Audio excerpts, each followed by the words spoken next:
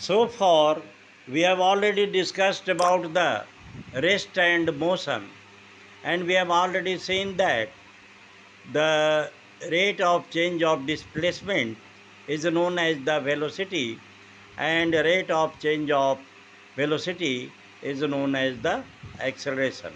In this class, we will learn about the force. What is the force? Force is the mass into acceleration. The Newton gave three laws on the force. First one is, if a body is, the first law of motion, which is known as the inertia of laws of inertia. If a body is at rest or in uniform motion, then it continues its position of rest or of uniform motion in a straight line unless some external force is applied.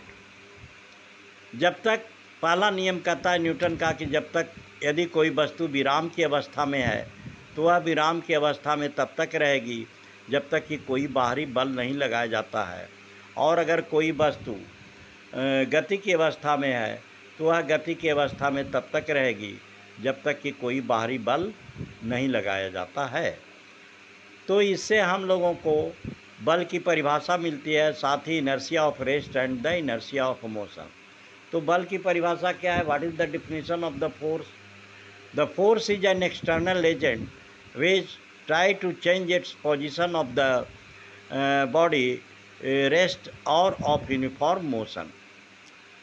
Try to change or changes the position of the uniform motion, we can say. So there is a inertia of rest. If a body is at rest, the example is, if we is sitting on the train and train moves immediately, then we jerk backward. It means the lower portion of the body became in motion, but the upper portion is at the rest due to the inertia of rest. So we can jerk the back, and if a train stops suddenly, we can jerk away in front of, because the lower portion of the body became at rest and the upper portion is still in motion, so it is known as the inertia of motion. Now the second law is the rate of change of momentum. What is the momentum? Mass into velocity is known as the momentum.